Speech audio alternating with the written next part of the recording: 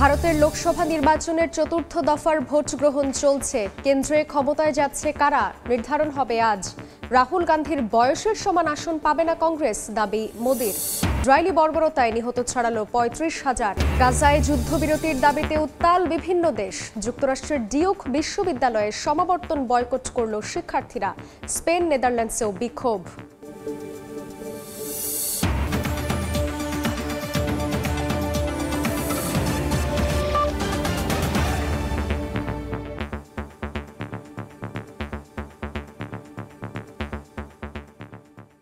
আন্তর্জাতিক সময়ের সঙ্গে আছি আমি জান্নাতুল সাদিয়া। শুরুতেই ভারতের লোকসভা নির্বাচনের খবর।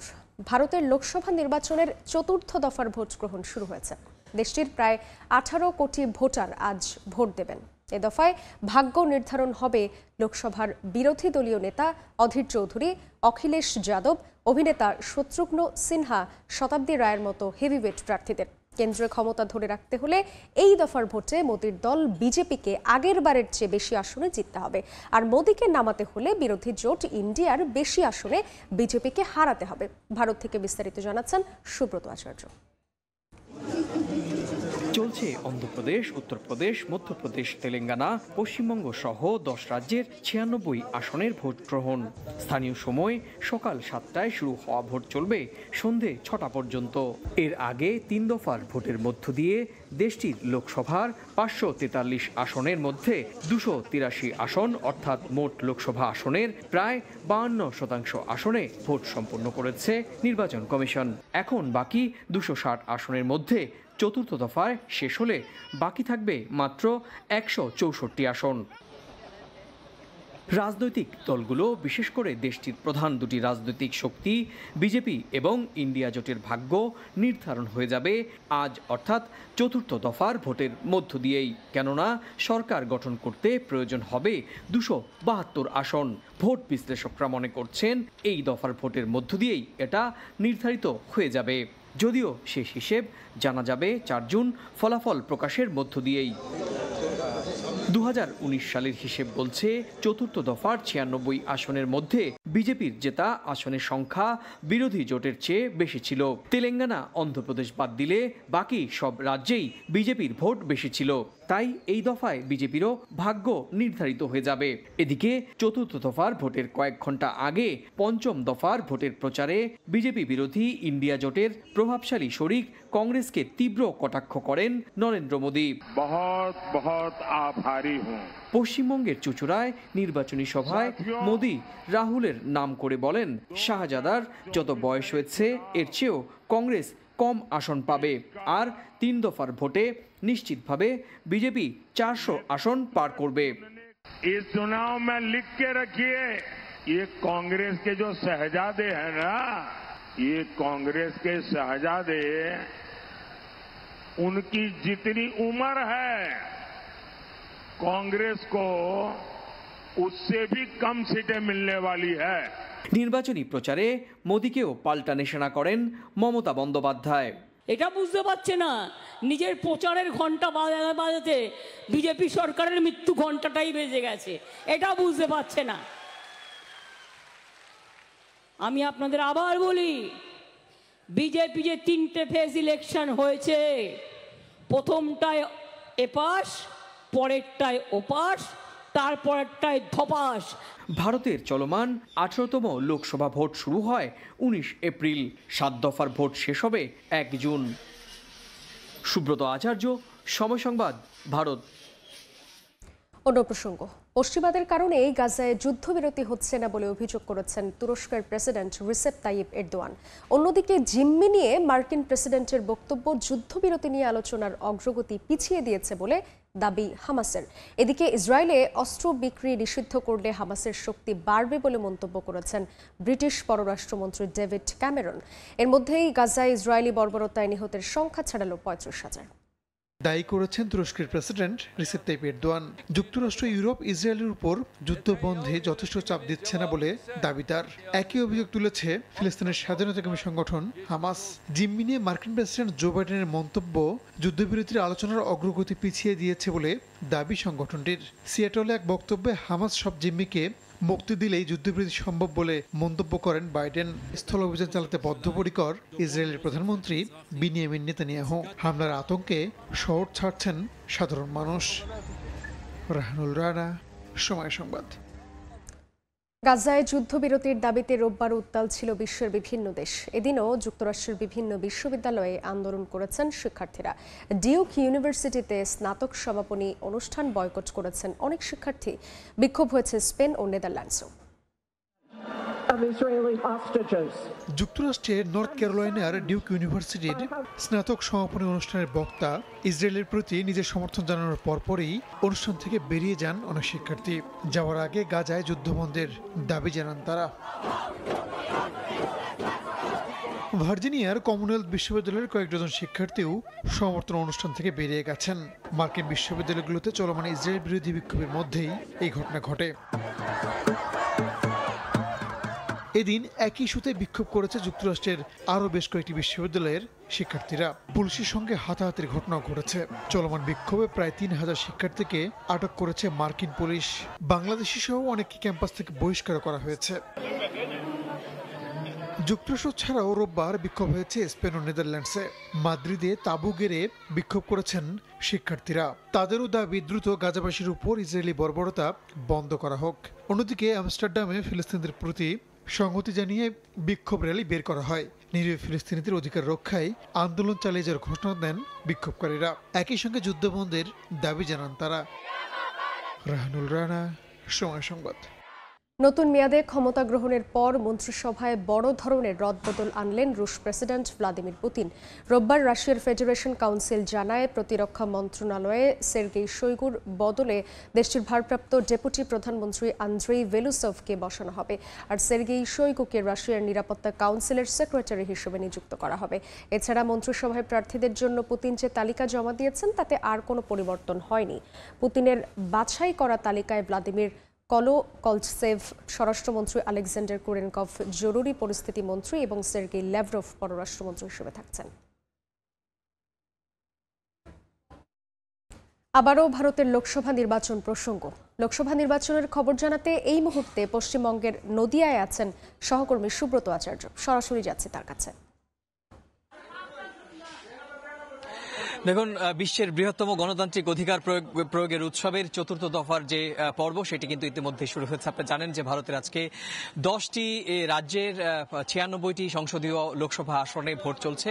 সকাল 7টা থেকে ভোট শুরু হয়ে কোনো রকম বিরতি ছাড়াই সন্ধে 6টা পর্যন্ত চলবে। তবে কোথাও কোথাও ভৌগোলিক কারণে ভোটের সময় আগে পিছু করা হবে। আমি এই মুহূর্তে রয়েছি নদিয়া জেলার রানাঘাট লোকসভার শান্তিপুরের ঢাকাপাড়াতে। আপনি জানেন যে এই অঞ্চলে আপনি নদিয়া বা উত্তর 24 পরগনা এই সমস্ত অঞ্চলে সাধারণত পূর্ব বাংলা থেকে আসা সাধারণ পূর্ব বাংলা থেকে 71 সালের আগে বা দেশভাগের সময় যারা এসেছিলেন তারাই মোটামুটি ভোটের ফ্যাক্টর, ভোটের জনপ্রতিনিধি কারা হবেন তারা তাদের নির্ধারণ করেন। এই মুহূর্তে দাঁড়িয়ে রয়েছে আমি ঢাকাপাড়া প্রাথমিক বিদ্যালয়। আপনি জানেন নদিয়া জেলার একটি অন্যতম সংসদীয় আসন রানাঘাট। এই রানাঘাটে এবার গতবারের যিনি সাংসদ জগন্নাথ চট্টোপাধ্যায়, জগন্নাথ সরকার, তিনি কিন্তু বিজেপির পক্ষ থেকে লড়ছেন এবং একই সঙ্গে তৃণমূলের পক্ষ থেকে লড়ছেন ডাক্তার মুকুটমণি অধিকারী, তিনিও কিন্তু প্রতিনিধিত্ব করছেন। আপনি যেটা বলছিলাম যে পূর্ব বাংলার মতুয়া সম্প্রদায়ের প্রতিনিধিত্ব করছেন। তো সব মিলিয়ে এখানে একটা জমজমাট পরিস্থিতি তৈরি হয়েছে, শান্তিপূর্ণ পরিস্থিতি। আমরা জানেন যে এর আগে আমাদের সময় টেলিভিশনের পক্ষ থেকে আমরা দক্ষিণ ভারতের কেরালা গিয়েছি, আসামে গিয়েছি, সেখানে কিন্তু আমরা কেন্দ্রীয় বাহিনীর কোনো উপস্থিতি পাইনি। তবে এখানে কিন্তু কেন্দ্রীয় বাহিনীর উপস্থিতি রয়েছে। আমি একটু সহকর্মীকে বলবো যে কেন্দ্রীয় বাহিনীর উপস্থিতি এবং পুলিশের যে নজরদারি, সেই নজরদারি কিন্তু এখানে বাড়তি নজরদারি রয়েছে। এবং একটাই কারণ হচ্ছে, আপনি জানেন যে এখনো সকাল 7টা থেকে ভোট শুরু হয়েছে। সকাল 7টা থেকে ভোট শুরু হয়েছে। বহরমপুরে আজকে ভোট হবে। বহরমপুরে আরেকজন হেভি ওয়েট প্রার্থী লোকসভার বিরোধী দলীয় নেতা অধীর রঞ্জন চৌধুরী, তারও কিন্তু আজকে ভাগ্য নির্ধারণ হবে। আপনি জানেন যে আজকে 96টি সংসদীয় আসনে প্রায় 1717 জন সদস্য 1717 জন প্রার্থীর ভাগ্য নির্ধারণ করবে প্রায় 18 কোটি ভোটার। এবারই কিন্তু ভারতের বৃহত্তম গণতান্ত্রিক উৎসব প্রয়োগ যে সার্বিক যে অনুষ্ঠান শুরু করেছে নির্বাচন কমিশন, 21 কোটি তরুণ ভোটার কিন্তু এবার এই গণতন্ত্রের যে উৎসবে অংশগ্রহণ নিচ্ছেন। তো আমরা যেটা বলছিলাম যে এই মুহূর্তে রয়েছে আমি রানাঘাট লোকসভা সংসদীয় লোকসভার শান্তিপুরে ঢাকাপাড়াতে। তো দাদা, আপনি তো ঢাকাপাড়ার বাসিন্দা, তো ঢাকাপাড়া এখানে কেমন ভোট হয়? খুব শান্তিপূর্ণ ভোট হয় সারা বছরই। এই জায়গায় কোনো অশান্তি হয় না, আমাদের এই জায়গায় প্রতি বছরই শান্তিপূর্ণ ভোট হয়। এমনি শান্তিপুর অবশ্যই শান্তিপূর্ণভাবে হবে, কিন্তু আমি দেখলাম যে অবাক করা বিষয়, ঢাকাপাড়া এই এলাকাটার নাম এবং অনেক সংখ্যক লোক আপনারা বলছেন যে যাদের পূর্বপুরুষেরও ঠিকানা ছিল ওপার বাংলায়, বিশেষ করে ঢাকা বিভাগের, এটি আপনি কি বলছেন? আমাদের এই জায়গায় পূর্ব বাংলার লোকটাই বেশি ছিল, বাপ দাদা ঠাকুর দাদারা পূর্ব বাংলার লোকই। আমরা এখন এই জায়গায় আমরা বড় হয়েছি, এই জন্যে জন্ম হয়ে আমাদের এই জায়গায়, এই জন্য ঢাকাপাড়া নাম হয়েছে এটা। আপনিও কি ঢাকাপাড়ার বাসিন্দা? তো ঢাকাপাড়া কি বাসিন্দা হিসেবে কেমন শান্তিপূর্ণ ভোট হচ্ছে? এইখানে প্রতি বছর শান্তিপূর্ণভাবে ভোট হয়, কোনো গন্ডগোল হয় না, কোনো গন্ডগোল হয় না, কোনো রকম অশান্তি হয় না, বুঝলেন? তার মানে একেবারে সমর্থক। শান্তিপুর এলাকা রানাঘাট সংসদীয় আসনের অন্যতম গুরুত্বপূর্ণ একটি জনবসতিপূর্ণ ভোটারের ঘনত্ব এখানে অনেক বেশি। শান্তিপুরে নির্বিঘ্নভাবে ভোট হচ্ছে, শুধু শান্তিপুর বা রানাঘাটে নয়, আমার এই পাশের যে কৃষ্ণনগর সেখানেও কিন্তু শান্তিপূর্ণভাবে ভোট হচ্ছে। শুধু কৃষ্ণনগর নয়, আপনি জানেন যে পশ্চিমবঙ্গে এবার 8টি সংসদীয় আসনে ভোট হচ্ছে, তার মধ্যে অন্যতম বোলপুর, দুর্গাপুর এবং বীরভূমেও ভোট হচ্ছে, এবং সব মিলিয়ে এখনো পর্যন্ত ভোটের ছবি কিন্তু নির্বিঘ্নে এবং শান্তিপূর্ণভাবে ভোট এগিয়ে চলছে। এই ছিল আমার কাছে ভারতের বৃহত্তম গণতান্ত্রিক অধিকার প্রয়োগের উৎসবের 4র্থ দফার ভোটের প্রথম আমার কাছে থাকা 2.5 ঘন্টার ভোট সংক্রান্ত খবরাখবর।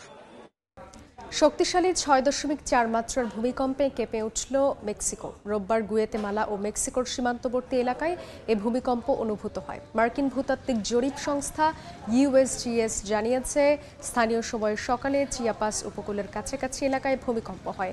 এর উৎপত্তিস্থল ছিল ভূপৃষ্ঠ থেকে 75 কিলোমিটার গভীরে। এর ফলে একাধিক স্থানে অবকাঠামোর ক্ষতি হয়েছে। এছাড়া সড়ক সহ ভূমিধসেরও খবর পাওয়া গেছে, যদিও হতাহতের কোনো খবর পাওয়া যায়নি। আন্তর্জাতিক সময় আরও থাকছে। যুক্তরাষ্ট্রে বাড়ছে বাংলাদেশি হালাল রেস্টুরেন্টের সংখ্যা। প্রতিদিন থাকে শত আইটেমের আয়োজন। বিদেশের মাটিতে দেশীয় খাবারের ব্র্যান্ডিং করছেন প্রবাসী ব্যবসায়ীরা। আন্তর্জাতিক সময়। যুক্তরাষ্ট্রের নিউ ইয়র্ক ও ওয়াশিংটনে বাড়ছে বাংলাদেশি হালাল রেস্টুরেন্টের সংখ্যা।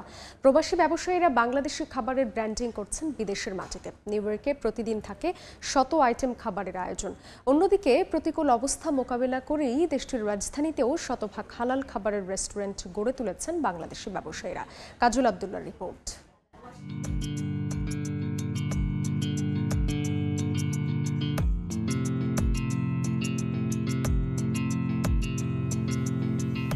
নিউ ইয়র্কের ব্রোঞ্জ স্টার্লিং এলাকায় জনপ্রিয়তায় অন্যতম বাংলাদেশি রেস্টুরেন্ট খলিল বিরিয়ানি। সকাল থেকে গভীর রাত সারাক্ষণই মুখর বাংলাদেশি মালিকানার এই রেস্টুরেন্টটি। মুখরোচক খাবার থেকে চাইনিজ সবই মেলে এখানে। তবে বিদেশের মাটিতে প্রবাসীদের মন জয় করেছে দেশীয় বিরিয়ানি। 2বার গেছি অবশ্য জ্যামাইকাতে, ভালোই। দেশি রেস্টুরেন্ট, দেশি আমেজ, দেশি খাবারের স্বাদ সবকিছু ভালো লাগছে। প্রতিদিন শত আইটেমের বাহারি স্বাদের খাবার পরিবেশন করে প্রতিষ্ঠানটি। স্বাদে ও মানে অনন্য বলছেন ভোজন রসিকরা। নিউ ইয়র্ক না, নিউ ইয়র্কের বাইরে মানুষ এখানে খাওয়া দাওয়া, বিশেষ করে নিউ জার্সি, প্যাটারসন, তারপর কানেকটিকা, তারপর ওই যে আমরা আপস্টেট থেকে লোক আসছে। এখানে যত বড় বড় পার্টি হয় সেই তুলনায়, এবং খলিল বিরিয়ানির যে নাম ডাক সেই তুলনায় স্পেসটা হয়। শেফ থেকে আজকের উদ্যোক্তা খলিলুর রহমানের প্রায় 16 বছরের অভিজ্ঞতা। সেবার মাধ্যমে প্রবাসীদের মন জয় করে জ্যাকসন হাইটস ও জ্যামাইকাতে শাখা দিয়ে ভোজনশালার পরিসর বৃদ্ধি করেছেন তিনি, যেখানে কাজ করছেন শতাধিক বাংলাদেশি। আগামীতে বাংলাদেশি খাবারের পরিচিতি আরও বৃদ্ধির পরিকল্পনা রয়েছে তার। আমাদের দেশীয় খাবারটাকে আমি প্রমোট করার জন্য আমার রেস্টুরেন্টে আমি আমার দেশের খাবার দিয়ে চালাচ্ছি। তো এর ভালো ফলও পেয়েছি। কাস্টমারদের আলাদা একটা ডিফারেন্ট স্বাদ দিতে পারছি, এবং বিশেষ করে একমাত্র আমি নিউ ইয়র্ক সিটি এবং আমেরিকার স্টেটে ফেডারেল গভর্নমেন্ট পর্যন্ত অথেন্টিক ফুড হিসেবে আমরা কিন্তু সার্টিফাইড। এদিকে দেশটির রাজধানী ওয়াশিংটন ডিসিতেও শতাধিক রেস্টুরেন্ট চালাচ্ছেন প্রবাসীরা। বিভিন্ন প্রতিবন্ধকতা আসলেও শতভাগ হালাল রেস্টুরেন্ট গড়ে তুলছেন প্রবাসীরা। কিছু পিৎজার দোকান আমার ওগুলো ব্র্যান্ডের ছিল, সবগুলোই ব্র্যান্ডের, কিন্তু ব্র্যান্ডের ভিতরে ওদের কোম্পানির রেস্ট্রিকশন ছিল আমার সুগার বিক্রি করতেই হবে মাস্ট। আমার যেই ওয়াশিংটন ডিসি এবং কি ডিএমবি এরিয়াতে যে আমার রেস্টুরেন্টগুলো আছে, আমি আলহামদুলিল্লাহ সর্বোচ্চ চেষ্টা করি 100% হালাল খাওয়ানোর জন্য মানুষকে, মুসলিম অথবা নন মুসলিমদেরকে। রাজনৈতিক পরিবেশ ও কর্মদক্ষতা থাকলে যুক্তরাষ্ট্রে ব্যবসায়ীরা আরও সমৃদ্ধ হবেন বলে জানান দেশটির বিভিন্ন অঙ্গরাজ্যে প্রতিষ্ঠিত ব্যবসায়ীরা। কাজল আব্দুল্লাহ, সময় সংবাদ, যুক্তরাষ্ট্র। দেখছেন আন্তর্জাতিক সময়। অপরূপ অরোরায় মাতোয়ারা বিশ্বের বিভিন্ন দেশ। জাপান, চীন, ভারত, স্পেন সহ নানা দেশের আকাশ জুড়ে দেখা মেলে বিরল নর্দার্ন লাইটসের। মেরুজ্যোতির জৌলুসে ব্যাপক উচ্ছ্বাস প্রকাশ করেছেন বাসিন্দারা। তবে দৃষ্টিনন্দন এ আলো সাময়িকভাবে চোখের তৃপ্তি হলেও মহাকাশে স্যাটেলাইটগুলো খারাপ হওয়ার আশঙ্কা বিশ্লেষকদের। আকাশ জুড়ে রং বেরঙের আলোর ঝলকানি, লাল, সবুজ, গোলাপি, নীলের মতো বাহারি রঙের নিচে চাপা পড়ে রাতের অন্ধকার। স্থানীয় সময় রোববারও বিশ্বের বিভিন্ন প্রান্ত থেকে দেখা গেল বিরল নর্দার্ন লাইটস। এদিন চীনের আকাশে হঠাৎই দেখা মেলে চোখ ধাঁধানো বর্ণিল এই প্রাকৃতিক দৃশ্যের। দেশটির উত্তর পশ্চিমাঞ্চলের বাসিন্দারা উপভোগ করেন মহাজাগতিক দৃশ্য। জাপানের উত্তরাঞ্চল থেকেও অরোরার সৌন্দর্য প্রত্যক্ষ করেছেন বাসিন্দারা। শুধু তাই নয়, ভারতের লাদাখের আকাশেও ধরা দেয় মনোরম আলোকছটার বিরল এ দৃশ্য। স্পেনেও গোলাপি বেগুনি রঙের মিশেল দেখতে পান স্থানীয়রা। বাদ যায়নি রাশিয়া, সুইজারল্যান্ডও। রঙিন আলোর মেলা দিক দিগন্তে ছড়িয়ে পড়ার কারণ শক্তিশালী সৌরঝড়। 2 দশকের বেশি সময় পর পৃথিবীতে সবচেয়ে শক্তিশালী সৌরঝড় আঘাত হানার পরই যুক্তরাষ্ট্র, যুক্তরাজ্য, জার্মানি, অস্ট্রেলিয়া সহ নানা দেশের আকাশ জুড়ে বর্ণিল রং দেখতে পাওয়া যায়। এদিকে দৃষ্টিনন্দন এসব আলো সাময়িকভাবে চোখের তৃপ্তি হলেও বিশ্লেষকরা বলছেন সূর্যের বিরাট অংশ বিপুল সক্রিয় থাকায় সেখান থেকেই ক্রমশ চৌম্বক শক্তি বেরিয়ে আসছে। এতে মহাকাশে স্যাটেলাইটগুলো খারাপ হওয়ার আশঙ্কা থেকেই যায়। যুক্তরাষ্ট্রের মহাকাশীয় আবহাওয়া পূর্বাভাস কেন্দ্র জানিয়েছে, সূর্য থেকে বৈদ্যুতিক চার্জ যুক্ত কণা, প্রোটন ও ইলেকট্রন পৃথিবীর বায়ুমণ্ডলে গ্যাসের সঙ্গে সংঘর্ষে যখন লিপ্ত হয় তখন একটি ইলেকট্রোম্যাগনেটিক রেডিয়েশন আকাশে দেখা যায়। বেশ কয়েকটি করোনাল ম্যাস ইজেকশন বা ব্যাপক জ্যোতির্বলয় নির্গমনের ফলে সূর্য থেকে পৃথিবীতে প্লাজমা ও চৌম্বক ক্ষেত্রের উদ্গীরণ হয়। পরে তা পরিণত হয় প্রচণ্ড ভূচৌম্বকীয় ঝড়ে। ভূচৌম্বকীয় ঝড়ের প্রভাবে আকাশে বাহারি রঙের আলো দেখা যায়, যা অরোরা হিসেবে পরিচিত। 2003 সালের অক্টোবরে হ্যালোউইন স্টর্মের পরে পৃথিবীতে এত শক্তিশালী সৌরঝড় আঘাত হানার ঘটনা এটিই প্রথম। জান্নাতুল সাদিয়া, সময় সংবাদ। দেখছেন আন্তর্জাতিক সময়। বাংলা ভাষা ও সংস্কৃতির বিকাশে বড় এক আয়োজন হয়ে গেল যুক্তরাষ্ট্রের ভার্জিনিয়ায়। 71 ফাউন্ডেশনের আয়োজনে মঞ্চস্থ হল নাটক বিন্দু থেকে বৃত্ত। এরপর অনুষ্ঠিত হয় সঙ্গীত শিল্পী মমতাজের কনসার্ট। নাটক ও গান শুনতে এডিসন হাই স্কুলের মিলনায়তনে উপচে পড়েছিল দর্শক। অনুষ্ঠানের মিডিয়া পার্টনার ছিল সময় সংবাদ। ভার্জিনিয়া থেকে হাসানুজ্জামান সাকির রিপোর্ট। কেন কথা বলছিস না, আমাদের বল। বিন্দু থেকে বৃত্ত নাটক নিয়ে আমেরিকা ঘুরে বেড়াচ্ছেন অভিনয় শিল্পী লায়লা হাসান, আজিজুল হাকিম, তানিয়া আহমেদ ও ফারজানা ছবি। জিনাত হাকিমের রচনা ও নির্দেশনায় এই নাটকে অভিনয় করেন প্রবাসের শিল্পীরাও। সামাজিক ও পারিবারিক প্রেক্ষাপট নিয়ে লেখা নাটকে উঠে আসে পারিপার্শ্বিক বাস্তবতা। নাটক দেখে দর্শক কখনো হাসেন, কখনো কাঁদেন। 71 ফাউন্ডেশনের আয়োজনে হাজারো দর্শক উপচে পড়ে মিলনায়তনে। বিন্দু থেকে বৃত্ত এই নাটকটিও আসলে পারিবারিক যে জটিলতা, আমাদের সমাজের যে সমস্যাগুলো আছে সেগুলোকে হাইলাইট করেই সে নাটকটি লিখেছে। দর্শকদের এক্সপ্রেশনস বা তাদের অভিব্যক্তিগুলোতে আমি আসলে আমার ভালোবাসার জায়গাটা বা পাওয়ার জায়গাটা, পুরস্কার পাওয়ার জায়গাটা আমি পেয়ে গেছি। প্রবাসী বাঙালিদের কাছে বাংলায় নাটক করছি, এর মতো অসাধারণ আনন্দ সত্যি আর নেই। নাটকটির নির্দেশক জানান, বিন্দু থেকে বৃত্ত নাটক নিয়ে যুক্তরাষ্ট্রের বিভিন্ন শহর ঘুরে বেড়াচ্ছেন তারা।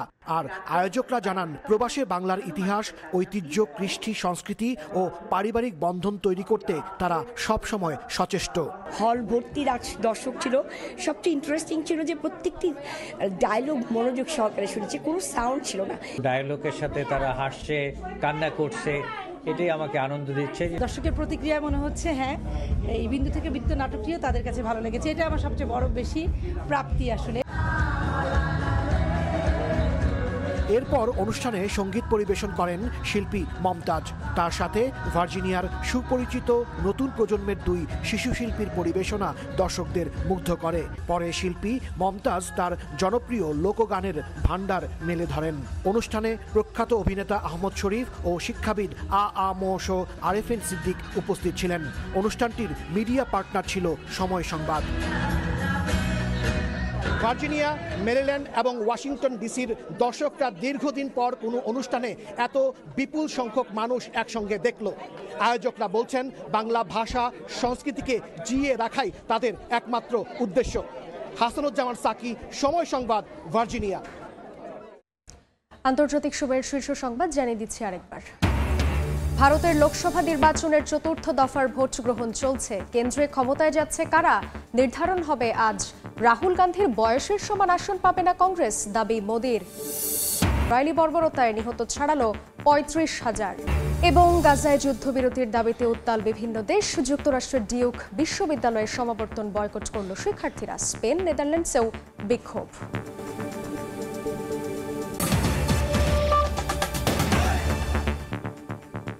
এই ছিল আন্তর্জাতিক সময় সংবাদের সঙ্গে থাকবেন মাহাদ ইসলাম ধ্রুব। ধন্যবাদ সাদিয়া। সময় সংবাদ নিয়ে ফিরছি কিছুক্ষণ পরে, সঙ্গেই থাকুন সময়।